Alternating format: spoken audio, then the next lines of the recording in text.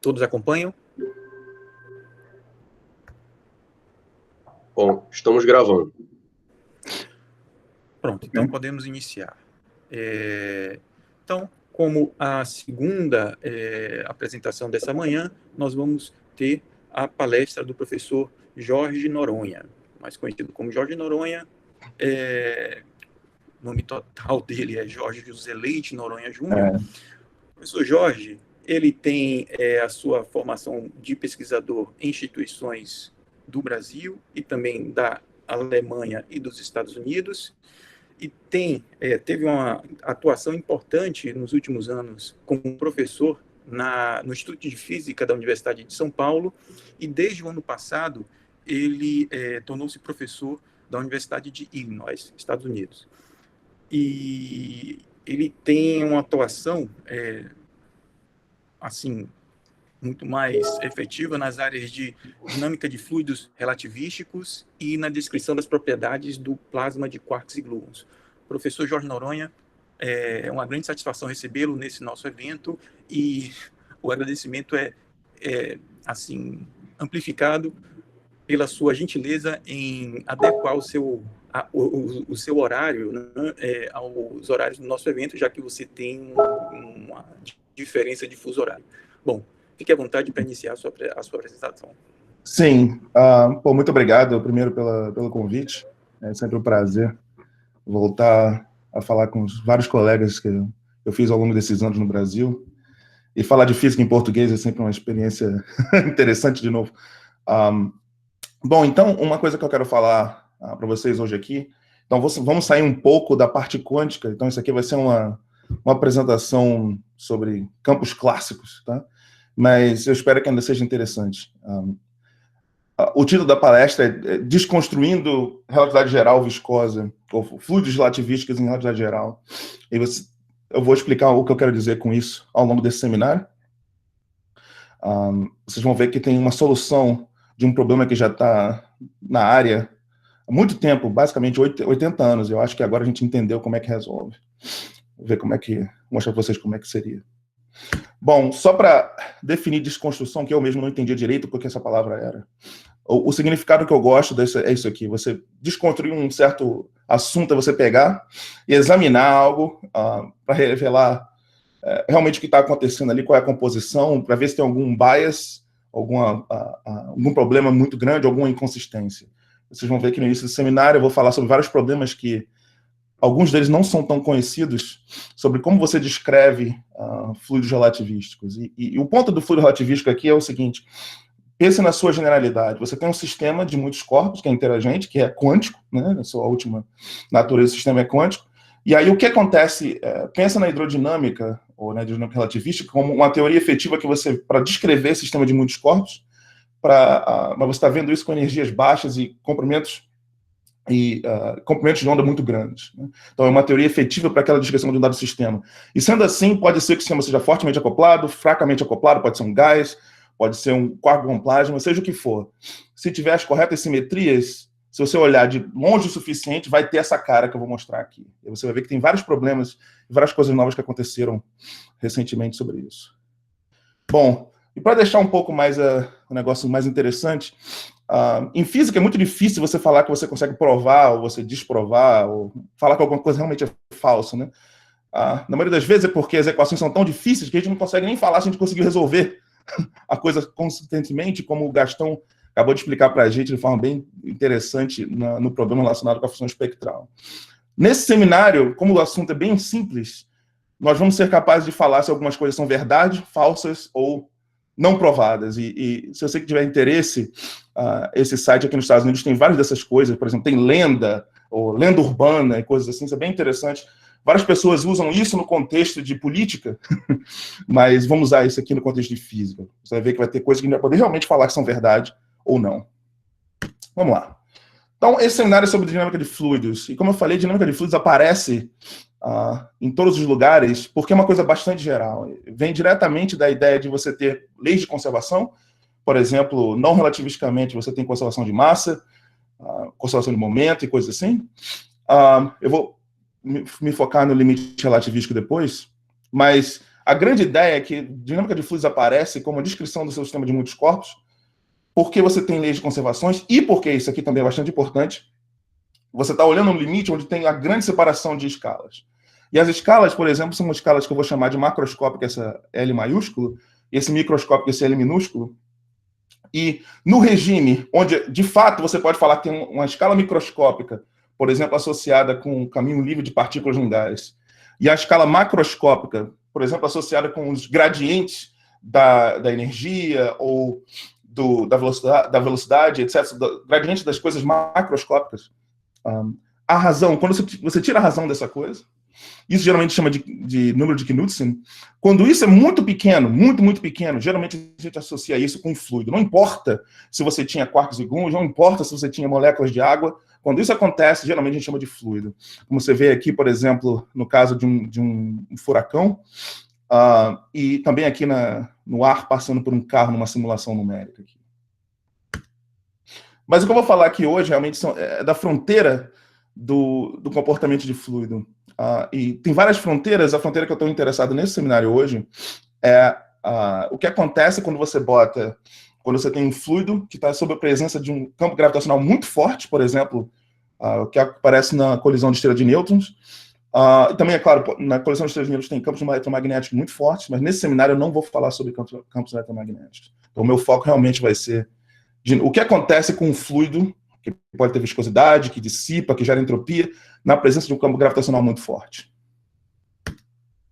Bom, primeiro, deixa eu definir as coisas mais básicas sobre dinâmica de fluidos. Então, a primeira coisa, a primeira vez que eu chamei de verdade aqui, é que toda matéria que se preza, e para isso, eu não estou realmente falando de coisas realmente topológicas, mas toda matéria mesmo tem um tensor de energia-momento. Esse é o objeto que eu estou falando aqui. É o valor esperado do operador tensor de energia-momento. Então, aqui é um operador. E esse objeto, no contexto que eu vejo aqui, a gente geralmente divide dessa forma. Você tem uma densidade de energia.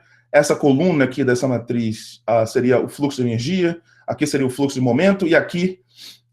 seria a densidade de momento e aqui o fluxo de momento. Né? Então, você tem aqui tensor de cisalhamento, que a gente chama de shear, pressão, seria a parte diagonal, etc. Então, tem várias coisas ali dentro. Qualquer tipo de matéria relevante para esse seminário tem esse tipo de estrutura. E a lei de conservação é a conservação de energia em momento, que o divergente desse termino é igual a zero. Por outro lado, nesses sistemas relacionados com estrelas de nêutron, tem um outro tipo de corrente conservada, associado com um número quântico bariônico, que é essa corrente de baryons aqui, basicamente dizendo que a sua conservação, os baryons não são criados nem destruídos, aqui, essa é uma outra equação que tem que ser utilizada, né, nesse tipo de descrição, e vem de novo de um valor esperado de um operador. Agora, uma coisa que você já nota, pensa que você é o cidadão que vai ter que resolver essas equações, né? Por exemplo, eu te dou um TMNI inicial, eu quero saber o que acontece com a evolução da matéria depois. Primeira coisa que você vê é que você tem 5 equações de movimento, mas você tem 14 variáveis, porque esse cara aqui tem 10, é um tensor simétrico, e esse cara aqui tem 4. Aí, como é que você resolve, né? Então, tem vários níveis de aproximação. A aproximação mais básica é a aproximação do fluido ideal. A aproximação do fluido ideal basicamente define o estado do seu sistema em termos de 5 variáveis. Por exemplo, a temperatura, o potencial químico, ou a densidade de energia e a densidade bariônica, ou seja, o número de baryons por unidade de volume, e a velocidade. Veja que a velocidade ela é definida com esse constraint aqui, né? Essa é como a gente descreve a velocidade no limite relativístico. Para um fluido em equilíbrio, isso é o que a maioria das pessoas vê, você pode decompor esse TMNI dessa forma, com uma energia, o fluxo, os vetores de velocidade e a pressão aqui. A pressão é dada em termos da densidade de energia e da densidade bariônica por uma equação de estado. E a corrente é basicamente dizendo os baryons que estão indo numa dada direção seguindo aquela velocidade. Agora sim, porque você tinha 5 equações e agora você tem 5 variáveis e você consegue, em princípio, resolver. Você pega esse negócio, leva no departamento de matemática, o matemático vai olhar, vai achar bonito, vai querer resolver. Agora, tem várias coisas interessantes sobre isso. Uma coisa que você pode provar é que esse sistema, de fato, é compatível com a relatividade, ele é causal. Se a velocidade do som do sistema é um número entre 0 e 1, que é o que a gente espera, e essa é como você encontra a velocidade do som. E basicamente o que eu quero dizer aqui é o seguinte: o que significa ser compatível com a relatividade? significa que, dado um estado inicial, onde você define a temperatura, o potencial químico e a velocidade, né, a evolução que aparece depois é bem posta. Basicamente, uma solução existe e ela é única.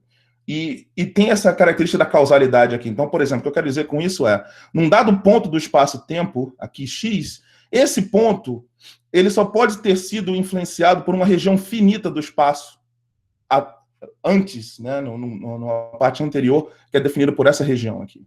Okay? Então, isso é basicamente a ideia de causalidade que eu vou precisar nesse seminário. Então, isso aqui funciona, é entendido há mais de 70 anos, matematicamente e fisicamente. Agora, e de fato é verdade, no sentido que você pode provar matematicamente todos os statements que eu acabei de falar aqui. Agora, você pode fazer uma aproximação um pouco melhor, porque naquela primeira aproximação que eu falei do fluido ideal, não tem viscosidade e não tem nenhuma dissipação acontecendo. A gente sabe que, em geral, fluidos têm entropia, né? A entropia cresce, você tem calor. Então, o que acontece? Como você consegue botar calor num fluido relativístico? Bom, nesse caso, aí a coisa complica. E já vem complicando desde 1940, quando essas ideias começaram a aparecer no trabalho do Eckert. Então, basicamente, a ideia seria o seguinte. Agora você ainda tem a sua velocidade, você pode ter uma densidade de energia, um número bariônico, uma densidade de número bariônico, mas, em princípio, matematicamente, você tem que permitir todas as possíveis estruturas que podem aparecer, que vão além do fluido ideal. Lembra que o fluido ideal eram somente essas duas estruturas, agora tem um monte de outros caras que podem aparecer só por uma decomposição matemática. Tá? Você não precisa nem saber quem são esses caras aqui. Eles aparecem porque eles podem contribuir para um tensor simétrico de rank 2. Okay? Agora, uma coisa que você vê tem um monte de gente aparecendo agora. Você tem 3 escalares, um tensor simétrico e ortogonal à própria velocidade, e 2 outros vetores que são ortogonais à velocidade. Aí a pergunta é, ok, mas o que você faz com esses caras? Né? Você precisa de outras hipóteses para poder fixar isso. Então, a maneira padrão, já acontece desde 80 anos atrás, é você pensar no que acontece nesse sistema quando ele está perto do equilíbrio. Porque em equilíbrio a gente entendeu, como qualquer coisa da física, você começa primeiro na coisa que você entende e depois tenta fazer alguma coisa ali ao redor. Então, a ideia principal é ver o que acontece perto do equilíbrio. E impor outras coisas. Por exemplo, que seja lá o que você botou como dissipação, isso deveria ser compatível com a segunda lei da termodinâmica, no sentido que você calcula uma entropia e essa entropia está sendo produzida se o sistema tem viscosidade. E outra hipótese fundamental, constraint, é que tem que voltar na física não relativista que você conhece, que você vê no livro texto, quando as velocidades envolvidas estão muito, muito, muito menores que a velocidade da luz. Ok? Bom, então, como é que você faz isso? Como é que você tenta entender esse comportamento próximo do equilíbrio? A ideia principal é a ideia da expansão em derivadas, ou expansão derivativa. Então, as hipóteses dessa expansão em derivadas são as seguintes. São bem gerais. Primeiro, você admite que é o seguinte, mesmo que o fluido esteja fora do equilíbrio, as variáveis que você vai utilizar ainda são aquelas que estavam em equilíbrio. Ou seja, em equilíbrio, as variáveis hidrodinâmicas eram temperatura, potencial químico e velocidade. Quando você está fora do equilíbrio, ainda são essas mesmas variáveis. Isso é uma hipótese. Tá? Que não precisa ser verdade, mas é uma hipótese. A outra hipótese, que é bastante importante, é uma hipótese de localidade, no sentido que as correções viscosas elas aparecem como derivadas espaço-temporais das variáveis que você tem. Para aqueles que trabalham com teoria efetiva, isso tem muita cara de teoria efetiva, e de fato isso vai ficar mais óbvio depois. E a outra hipótese é que se você fizer uma truncagem dessa possível série de derivadas, essa truncagem ela faz sentido quando você trunca em uma ordem infinita. Por exemplo, primeira ordem derivada, segunda ordem derivada, terceira ordem. Então, basicamente, essas novas variáveis que apareceram só porque você falou que o sistema pode estar fora do equilíbrio, você quer descrever em termos das derivadas dessas variáveis que estavam em equilíbrio. Então, basicamente, matematicamente, a estrutura seria, seja lá qual for o tensor de energia no momento da sua matéria, ele vai ser uma partícula num fluido ideal, que não produz entropia, mais um resto que produz entropia, e aí você classifica esse resto de acordo com expansões derivadas. Por exemplo, aqui contém todos os termos com a primeira derivada, aqui todos os termos que contribuem para a corrente bariônica com a primeira derivada, e você vê que aquele número de Knudsen, aquele parâmetro que eu falei que era pequeno, ele aparece para organizar a série. Tá? Então, em primeira ordem Knudsen você tem esse, segunda ordem, terceira ordem, etc. Então, isso é o que você gostaria de fazer.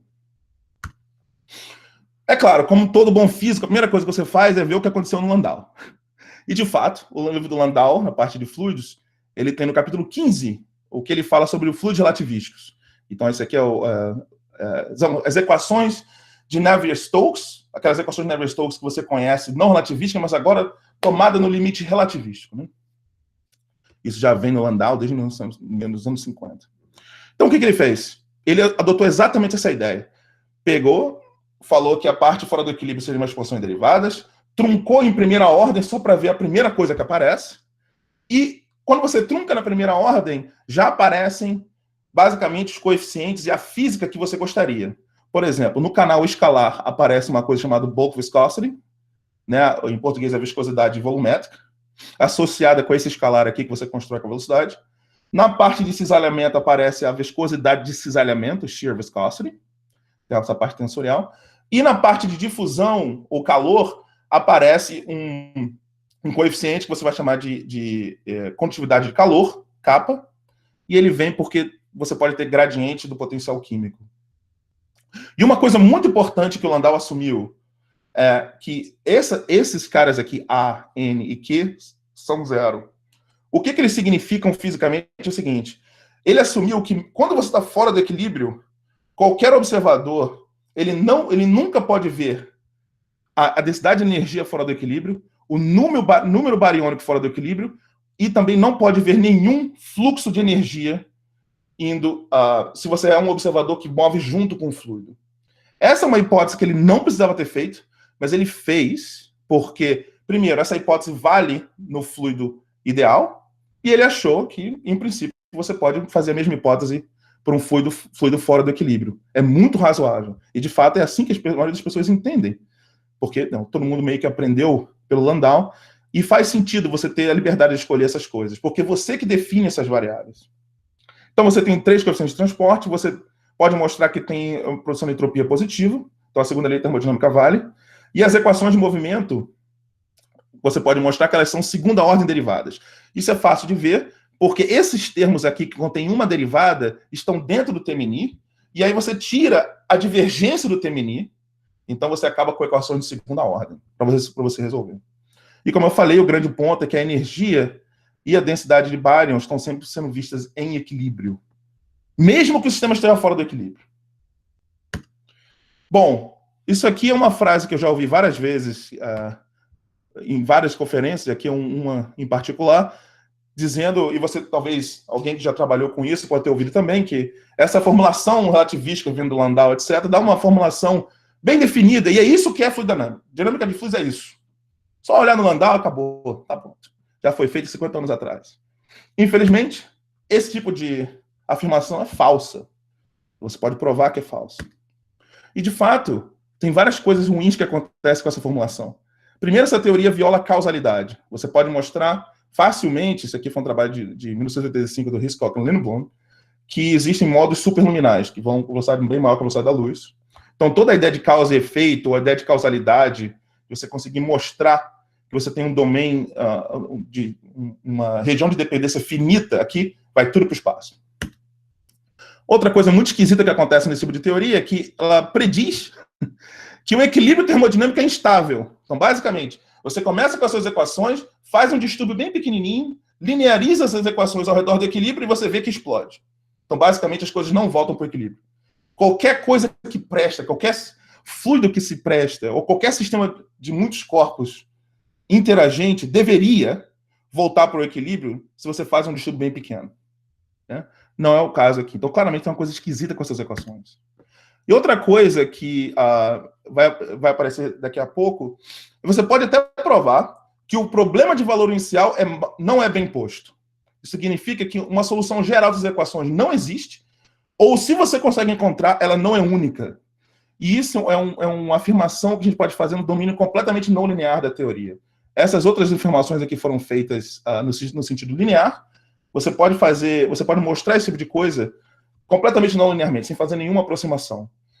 E pelo problema de valor inicial que eu quero dizer é o seguinte, de novo, você fala que você tem uma temperatura, um potencial químico, uma velocidade no início, numa superfície do tipo espaço, e você quer que esse troço ande. Você quer saber o que acontece com essa temperatura, potencial químico e velocidade no futuro. Você pode provar que essa teoria você não consegue fazer isso de forma geral. Impossível. Impossível. Para aqueles que querem saber como é que se prova isso, você pergunta depois do seminário. É bem interessante. Agora, você fala, não, mas calma aí. O que está errado? Porque eu basicamente não fiz quase hipótese nenhuma. E eu usei, né, basicamente seguindo o Landau, coisas completamente gerais. Né? Então, por exemplo, seria o problema a hipótese que você está próximo do equilíbrio, e você pode fazer aquela expansão, você fala que tem um equilíbrio, mais alguma coisa fora do equilíbrio. Eu acho, né, e eu acho que isso aqui é verdade, essa hipótese é falsa. Não é esse problema. Esse limite tem que existir, né? Porque física tem que fazer sentido ainda. Né? Os sistemas que a gente está considerando, isso tem que ser verdade. Talvez eu possa perguntar, não, mas calma aí. Será que é porque localidade é o problema? Por exemplo, eu escrevo meus tensores dissipativos, as coisas que criam entropia, em termos de séries de derivadas das variáveis que eu tive antes. Bom, isso eu acho que não deve ser o problema, porque esse é o padrão, esse é o que você faz em qualquer teoria efetiva. Você define suas variáveis e você escreve as suas equações, por exemplo, Lagrangiano ou equação de movimento, como uma série de derivadas das suas variáveis. Como eu não posso provar, eu boto isso aqui como unproven. Outra coisa, será que essa série, quando você constrói, você teve que assumir que a série ela era bem definida, no sentido que ela tinha que convergir? Ou, por exemplo, será que o problema é porque a série de hidrodinâmica diverge e aí vai tudo para o espaço? Bom, a série hidrodinâmica de fato diverge, isso é uma informação que é verdade, tem vários trabalhos que mostram isso. Porém, não é esse o problema. Séries divergentes ou expansões assintóticas são maravilhosas. Né? Então, eu botei Q e D aqui, porque de fato isso acontece na eletrodinâmica quântica. E se você pergunta para qualquer pessoa que trabalha com coisa numérica, vai ver que uma aproximação usando uma expansão assintótica é muito melhor que qualquer coisa que você faz com série de Taylor. É claro, tem um limite, né? Tem uma truncagem ótima, que você, optimal truncation que você faz, mas se você está ali naquela região, funciona com uma beleza. Então, realmente não é esse o problema. Então, o que pode ser o problema? Bom, esse tipo de discussão já vem acontecendo desde o trabalho de Eckert, de 1940. Mas eu acredito que agora a gente entendeu esse problema de mais ou menos 80 anos. Eu vou lhe dizer como é que isso foi resolvido. E a ideia é a seguinte, isso é um tipo de formalismo que meio que não tem nome direito, mas eu vou meio que chamar de uma forma técnica, que é o formalismo de primeira ordem generalizado. Mas, basicamente, é um conjunto de ideias que foram propostas originalmente nesse primeiro trabalho que nós fizemos aqui, considerando um fluido conforme. Depois, Pavel Compton e nós mesmos também, na mesma época, fizemos o que acontece quando a teoria não é conforme. E depois, esse ano, nós generalizamos isso, o grupo do Pavel e o nosso, para o caso com densidade finita também, por exemplo. Porque antes não tinha potencial químico, agora tem. Então, basicamente, as ideias são as seguintes. Vamos pensar na sua forma mais fundamental, o que está acontecendo. Em equilíbrio, é claro que você tem um tensor de energia momento e você tem uma corrente, porque você pode pegar seu operador quântico e tirar uma média no estado térmico. E a gente sabe que é possível, de forma bem definida, pelo menos no equilíbrio, você descrever esse sistema em termos dessas variáveis, temperatura, potencial químico e velocidade. Então, você tem esse mapeamento muito bem definido de uma coisa, por exemplo, em equilíbrio, como esse cafezinho aqui. Okay? Agora, quando você está fora do equilíbrio, o que você de fato tem? Lembra? Física fora do equilíbrio não é trivial. Mas, com certeza, o que você ainda tem é um tensor de energia-momento e uma corrente. Porque você pode ir lá, pega o seu operador, faz o seu valor esperado num estado que é fora do equilíbrio, você usa uma densidade que não tem nada a ver com o equilíbrio, nada lhe impede de fazer isso, o mundo não vai acabar se você fizer isso. Então, com certeza, o seu sistema existe e tem um tensor de energia-momento e uma corrente e são bem definidos. Agora, o que temperatura, potencial químico e essa flow velocity, velocidade de flow, qual é o significado deles fora do equilíbrio? Né? De fato, o que já foi entendido há muito tempo, desde a época do Eckert e do Landau, é que você pode definir essas variáveis de várias maneiras. Né? Isso aqui é só um resultado de uma simulação que mostra duas estrelas de nêutrons colidindo. Isso aqui é um fluido ideal, tá? Mas é só para mostrar quão complicado esse tipo de coisa é. Então, você realmente tem que pensar o que significa definir uma temperatura, um potencial químico, uma velocidade de flow, uma velocidade. Então, o ponto que nós propomos é o seguinte: fora do equilíbrio, esses operadores são bem definidos, mas essas variáveis hidrodinâmicas, as variáveis que você tem que resolver, você escreve isso como um conjunto de equações diferenciais parciais, bota no computador e resolve. Essas variáveis, de fato, elas não têm nenhum significado intrínseco fora do equilíbrio. Você tem que defini-las. E qualquer coisa que você define um tipo de quantidade, isso foi definido por Israel Studio em 79, chamada hydroframe, né, ou definição hidrodinâmica. Então, basicamente, toda vez que você escreve essas equações fora do equilíbrio, para essa temperatura, potencial químico e velocidade, você está definindo o que elas são. E você, em princípio, você está livre para escolher qualquer tipo de definição que você quer, contanto que não viole coisas básicas da física e matemática. Por exemplo, você está escrevendo a teoria que é relativística, você não quer violar a causalidade. Se você está resolvendo um negócio que tem que ter um problema de valor inicial bem definido, você quer que tenha um problema de valor inicial bem definido. Ou seja, você quer acabar caindo com equações diferenciais parciais que você consegue resolver. E várias pessoas estudaram isso no passado, incluindo Eckert, Landau, Stewart, um grupo dos japoneses, Tsumura Kunihiro Nishi, em 2017, um grupo húngaro em 2008. E a coisa final é o seguinte: a ideia é você tratar isso realmente como hidrodinâmica, como uma teoria efetiva. No sentido que você escolheu suas variáveis, temperatura, potencial químico e velocidade, e agora o que você faz? Você definiu um esquema. O esquema é essa ideia da expansão em derivadas, e vamos dizer que vamos truncar em primeira ordem. Na primeira ordem foi quando apareceu aquela viscosidade de desalhamento, viscosidade volumétrica, bulk viscosity, essas coisas. Agora, como em qualquer teoria efetiva, e aqueles que trabalham com isso sabem, você tem que considerar todos os termos possíveis e imagináveis que são compatíveis com essas simetrias. Isso significa que, da forma mais geral possível, quando você pega o seu tensor de energia momento, quando você pega a sua corrente, você começa a decompor essas estruturas de Lorentz em várias variáveis, você tem que usar a coisa mais geral possível. Isso significa que a energia vista por um observador que move junto com o fluido não pode ser, em geral, somente a energia em equilíbrio. Você tem várias outras coisas. Você tem uma contribuição vindo da derivada da temperatura, da velocidade, do potencial químico, a mesma coisa para a pressão, para a densidade bariônica e vários outros. Então, em geral, essa é a coisa mais geral que você pode fazer. De fato, você acaba caindo de novo com os coeficientes de transporte usuais, que você vê, viscosidade de shear viscosity, bulk. Mas tem um bando de novos parâmetros, epsilon 2, epsilon 3, esses caras aqui, que o que eles fazem, basicamente, eles parametrizam essa liberdade que você tem na hora de você escolher essas variáveis, de como você escreve a sua teoria, né? Agora, é claro, você pode perguntar, mas que escolhas são físicas? Bom, tem vários constraints, né? Vários vínculos que têm que ser satisfeitos. A primeira coisa que tem que ser entendida é que no regime de validade dessa primeira teoria de primeira ordem, ou seja, quando você trunca tudo em primeira ordem derivadas, qualquer escolha que você faz, para o que significa temperatura, potencial químico, etc., qualquer uma delas, de fato, satisfaz a segunda lei da termodinâmica.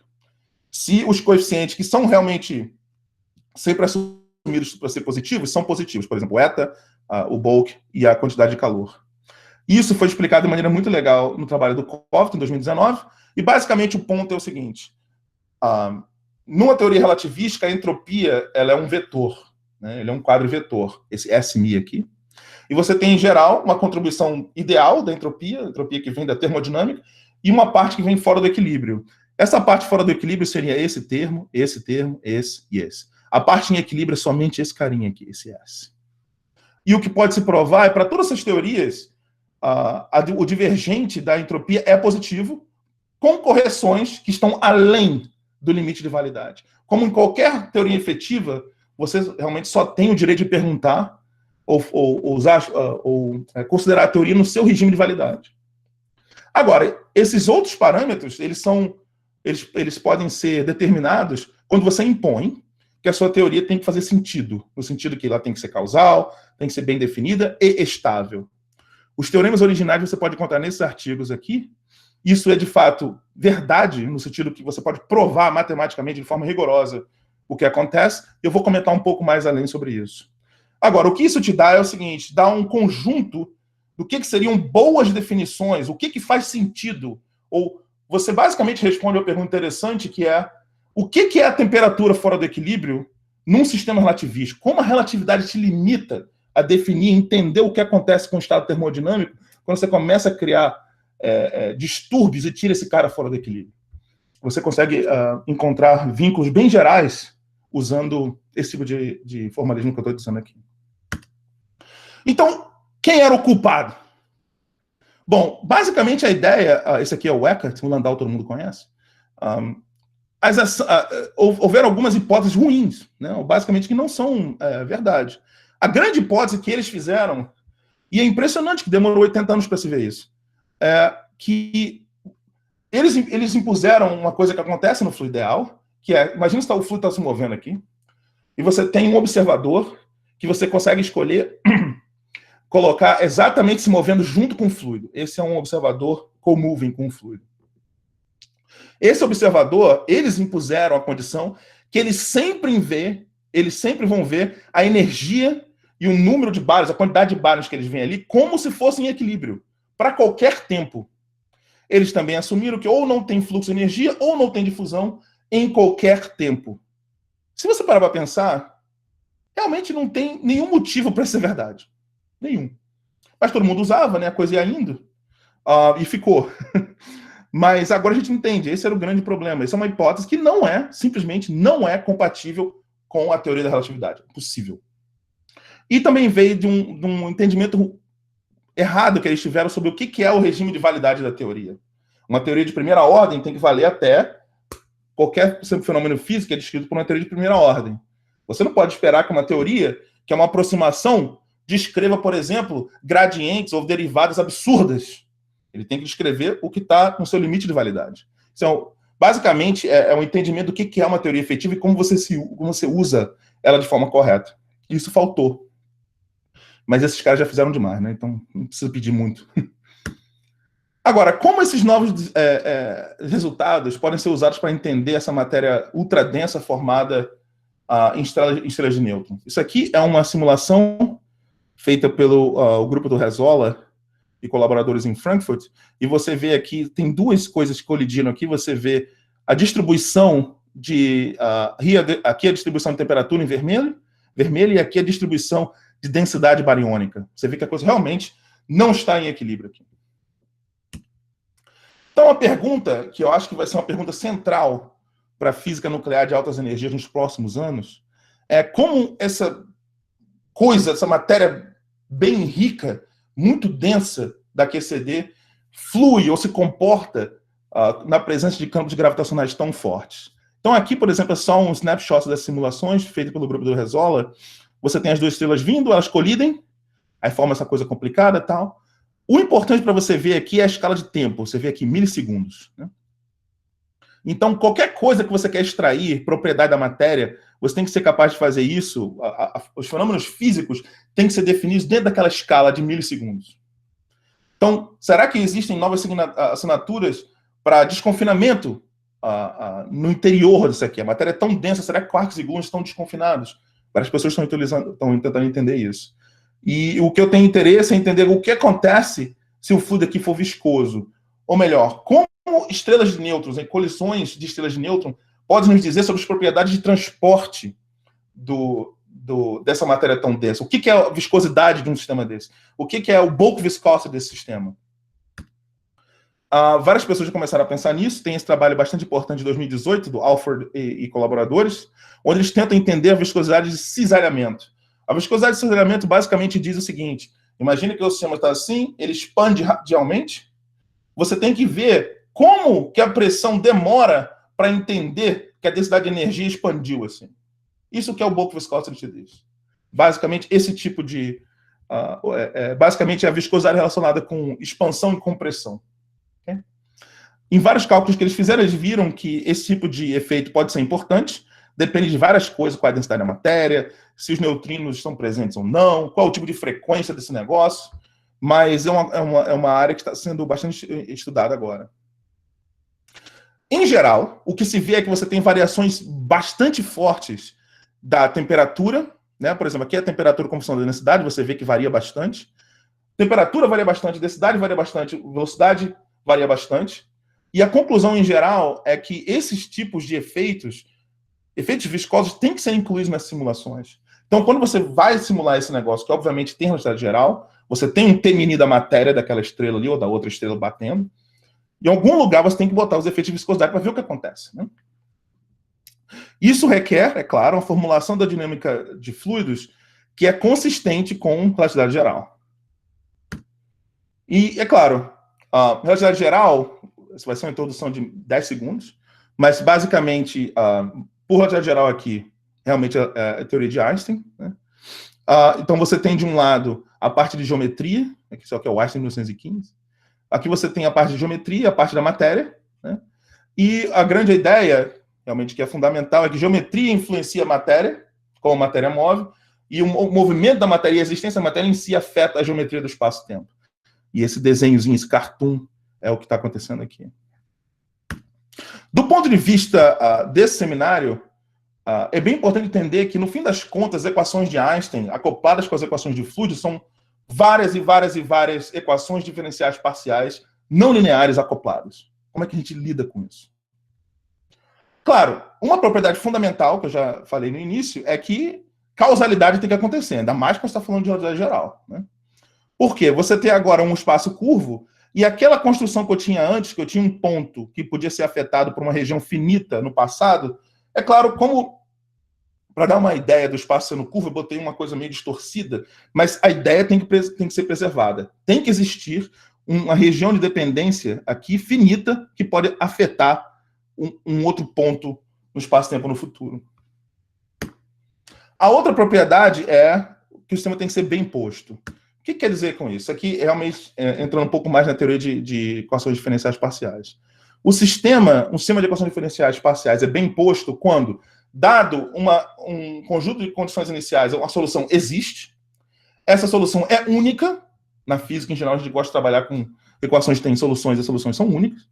E essa solução depende continuamente nas condições iniciais que você deu. Se você varia a condição inicial um pouquinho, a solução varia um pouquinho lá. Isso aqui é o mínimo que um indivíduo precisa para resolver uma equação diferencial dessa. Agora, por que isso é tão difícil, né? Por que isso não foi feito antes? Porque se você pegar as equações de Einstein, já são complicadas, as equações do fluido, com todas aquelas variáveis, temperatura, gradiente, tudo, se você pegar esse negócio todo e botar junto, essas equações são altamente não lineares. Então é difícil trabalhar com essas coisas, né? E somente agora a gente entendeu como escrever equações do fluido em si que fazem sentido na relatividade. Botar junto com a relatividade geral, botando espaço-tempo curvo, era uma coisa que realmente não tinha sido feita. Mais 5 minutos, Jorge. Certo. O formalismo anterior, eles tinham problemas que eles não eram causais, ou não se sabia como é que você dava uma condição inicial, a coisa resolvia, não tinha um problema de valor inicial bem posto. Essa situação mudou dramaticamente agora, com essas novas teorias de primeira ordem que eu expliquei. E o grande upshot é que agora é possível entender exatamente, ou fazer simulações do que acontece com dinâmica de fluidos viscosos em realidade geral. Então, basicamente, a ideia é o seguinte: de todas aquelas variáveis, você pode escolher um conjunto, que é esse conjunto aqui, onde você parametriza, de novo, tudo em termos de temperatura, ou nesse caso eu botei em termos de densidade de energia, e número bariônico e velocidade, mas você pode escrever um conjunto de equações com essas variáveis, tá? E a grande propriedade desse conjunto de equações é que você, de novo, tem os coeficientes de transporte, como sempre, viscosidades, etc., e apenas três novos coeficientes que basicamente te dizem como a causalidade afeta o movimento desse fluido. E o que acontece, no fim das contas, você, dadas essas equações, tem que entender fisicamente, matematicamente, como resolver esse tipo de coisa. O que foi feito nesse último trabalho nosso aqui é que a gente pode provar, realmente isso é provado rigorosamente matematicamente, que o sistema é causal isso aparece de um novo tratamento que nós inventamos para poder resolver as características desse sistema de não lineares de equações diferenciais. Então, o primeiro teorema é esse. É claro, tem várias condições que aparecem aqui. Se você tiver perguntas, você pode fazer depois. O segundo é que o sistema ele é realmente hiperbólico, ele satisfaz todos os constraints, os vínculos que precisa na relatividade, e as soluções são bem postas. Significa que a solução existe, ela é única. Isso é solução para o fluido e para o espaço-tempo em si. Veja que o espaço-tempo aqui é dinâmico, tá? Então, se você olhar alguns detalhes aqui, você vê que tem umas métricas e etc. E a outra propriedade é que um estado de equilíbrio é estável. Esse é o terceiro teorema que nós provamos e, basicamente, resolvendo aquele outro problema que eu falei para vocês no início. Então, o que acontece quando alguém combina, a gente começa a combinar fluidos com velocidade geral? A resposta é: ninguém sabe. Eu espero que a inclusão de efeitos viscosos vão realmente nos forçar a voltar, né, go back to the drawing board aqui, realmente repensar nossas ideias. E tem vários efeitos que podem aparecer. Por exemplo, quando nenhum desses efeitos viscosos foram incorporados em códigos de relatividade geral numérica. Nenhum. Então, a primeira pessoa que fizer isso vai estar realmente criando uma área aqui. O efeito de dissipação pode afetar a evolução da estrela que aparece, no sentido seguinte: imagina que as estrelas colidem, formam aquela matéria muito quente, fora do equilíbrio, bastante grande ainda. Como é que esse negócio evolui no tempo? Como é que ela roda? Você geralmente tem uma que chama differential rotation, né? A rotação dela é diferencial, não é a mesma coisa em todas as partes do fluido. Como é que a viscosidade altera isso? Como que, quando você coloca a viscosidade, como é que isso altera, como esse sistema vai colapsar no buraco negro depois? E que tipo de onda gravitacional é emitida com o efeito de viscosidade? Como a viscosidade, por exemplo, atenua as ondas gravitacionais que são emitidas, né? Então tem várias e várias coisas que podem ser feitas aqui. Basicamente, é uma área que você pode explorar. E eu acho que isso vai ser a ferramenta fundamental para que possamos aprender sobre as propriedades microscópicas da matéria ultradensa da QCD. Da mesma forma que em Heavy Ion Collisions, no fim das contas, foi a maneira que nós aprendemos para poder descobrir o fluido mais perfeito dos quarks e gluons, né, uma propriedade de transporte. Eu acho que agora a gente está naquela hora, ou naquele momento da ciência, onde a gente pode fazer grandes descobertas nessa área aqui. Bom, para concluir, o que eu mostrei para vocês é que esse novo formalismo resolve problemas que já estavam lá há muito tempo na área, numa forma basicamente natural.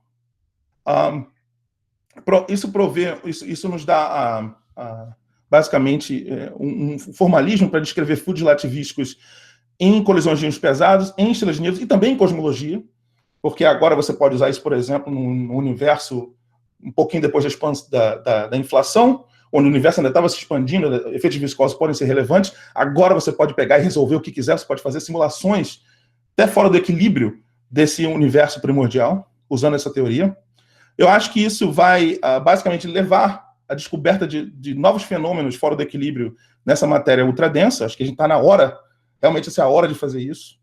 E isso tudo apareceu de uma sinergia, né, nessa relação entre física nuclear e matemática. Então você vê que você botando pessoas de áreas diferentes e conhecimentos distintos, às vezes leva a alguma coisa interessante.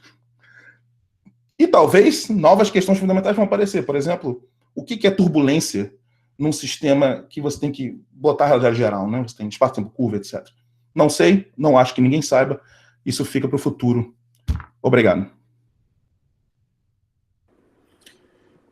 Ok, muito obrigado, Jorge, pelo excelente seminário, onde você colocou várias questões bem instigantes, bem interessantes, e temos agora espaço para perguntas. Nós temos uma pergunta do Iberê. Iberê, pode, por favor. Oi, Jorge. Primeiramente, obrigado aí pelo seminário. Sim, claro. Voltando na questão lá da instabilidade que você mencionou lá no início, Uhum. tem um problema similar na teoria efetiva de campos da gravitação, mas lá a instabilidade é tratada de uma forma diferente. Porque, por exemplo, você define seus graus de liberdade numa teoria bottom-up, vamos dizer, a partir da sua teoria clássica, digamos. No seu caso, tem o equivalente à teoria clássica sem correções de derivadas. A partir do momento que você faz uma truncagem, a sua solução, no caso, a sua solução de fluido, deve respeitar a mesma ordem dessa truncagem.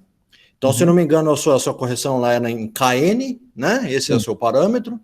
Sim. Então, a sua solução deveria também ser uma expansão em série em Kn, né?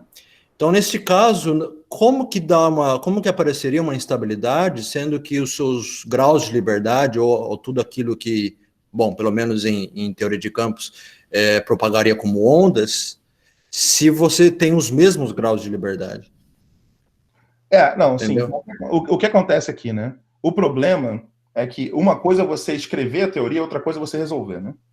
Quando você escreve essas equações, né, eu estou chegando, botando esse termo ideal, mais a correção, da mesma forma que você, quando resolve Navier-Stokes, né? Pega Navier-Stokes não relativística. Você tem as equações de Euler e você tem as equações de Navier-Stokes, né? Existe uma mudança radical quando você vai de Euler para Navier-Stokes. As equações de Euler são equações hiperbólicas, né? Tem um problema de valor inicial bem definido, você pode resolver e tal. As equações de Navier-Stokes, elas são equações parabólicas, né? Então, no momento que você bota um eta, uma viscosidade ali, muda radicalmente o caráter das equações diferenciais parciais, tá? Então, aqui, em princípio, se você chegasse e fizesse o seguinte, não, de fato, eu vou colocar esse cara aqui e vou fazer interativamente, como você falou, né? Eu pego a solução do fluido ideal e jogo aqui, né? E aí vejo se esse termo é pequeno ou não. Então, esse tipo de expansão perturbativa, tudo bem, não teria um problema. Mas não é assim que é resolvido, né? Não é assim que é resolvido nem no Navier-Stokes. Quando você faz, você estabelece a teoria toda e aí você define o problema de valor inicial para essas equações onde esses termos estão incluídos, né? Agora, você de fato tem que tomar cuidado, porque você não vai querer descrever situações que estariam além do regime de aplicabilidade. Então, por exemplo, imagina que eu boto eu trunquei minha expansão em derivadas. Eu não vou querer descrever um sistema que é assim, né? Totalmente louco. Certo? Então, o procedimento que é feito, você estabelece as novas equações, que nesse caso seriam, por exemplo, essas, ou aquelas outras mais complicadas que eu falei. Cadê? Essas equações aqui. E agora você fala, não, beleza, agora eu tenho que resolver. Quando eu defino o problema de valor inicial, eu defino para essas equações. E essas equações são as equações hiperbólicas que eu vou ter que resolver. Agora, eu tenho que me limitar na aplicação desses caras em situações onde eu sei que os termos de alta ordem vão ser pequenos.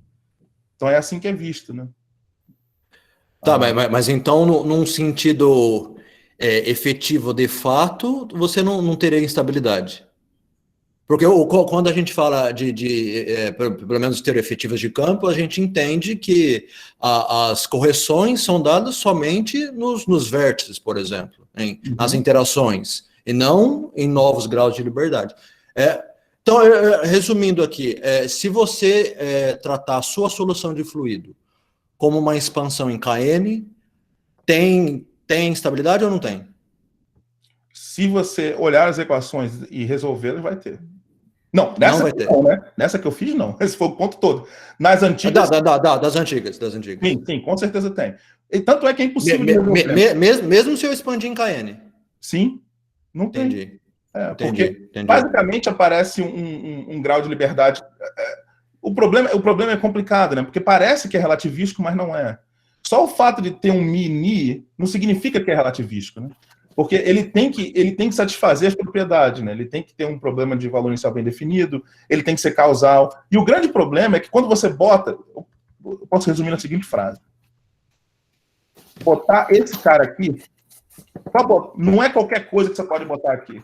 Se você bota um cara desse, mesmo que infinitamente pequeno, quebra a causalidade, pum, destrói tudo.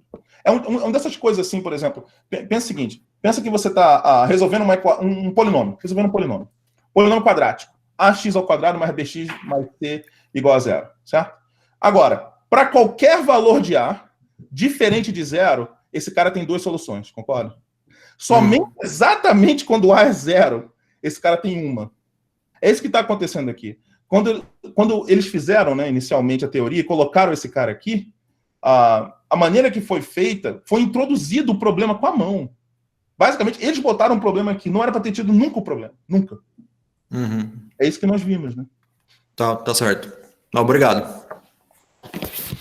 Ok, próxima pergunta, Roldão.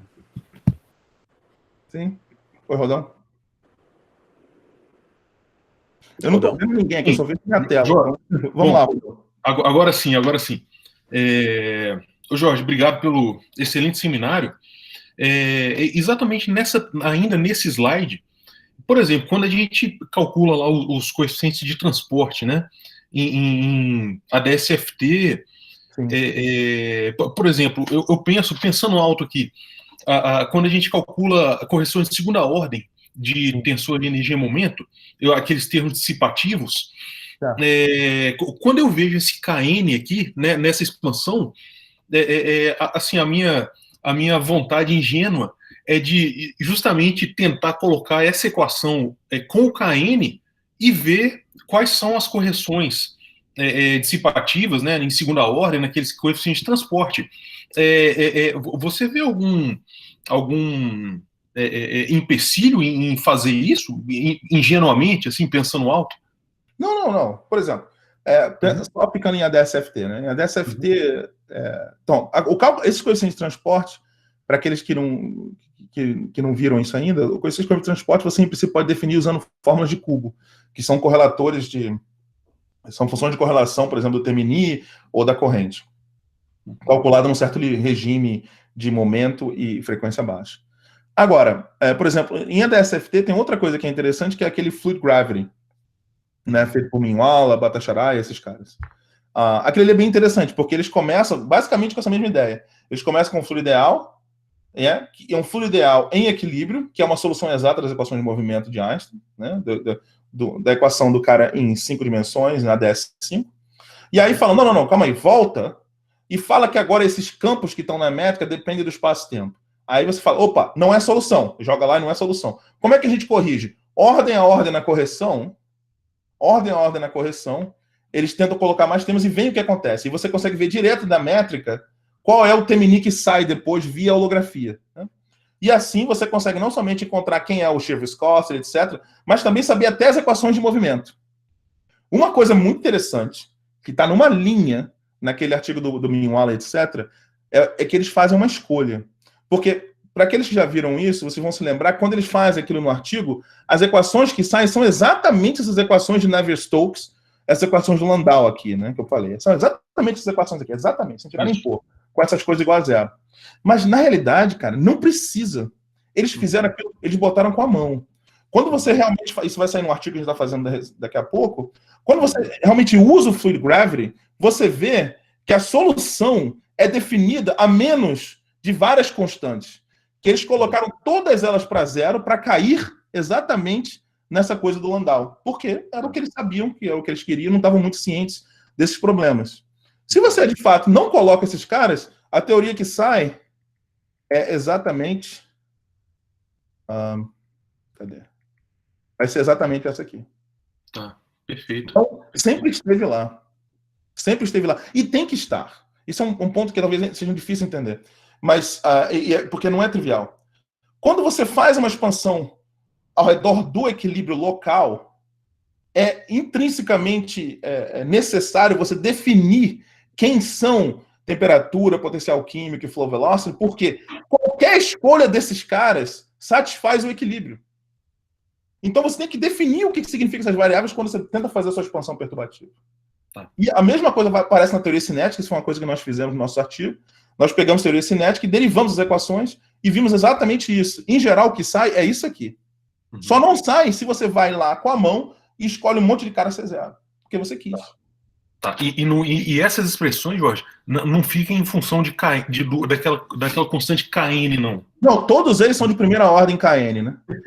Aquela constante, não é uma constante, é tipo ordem, né? Então, todos eles são... Isso aqui tudo é de ordem primeira em KN, porque tem uma derivada só. Sim. Muito obrigado, Jorge. Muito obrigado. KN é isso. Sim? Bom dia para todos aí. Obrigado. Até mais. Ok. Bom, pessoal, chegamos então ao final do nosso tempo e como a prática do nosso seminário, dos nossos eventos aqui, dos seminários do nosso evento, nós vamos abrir o microfone e agradecer o professor Jorge com a salva de palmas.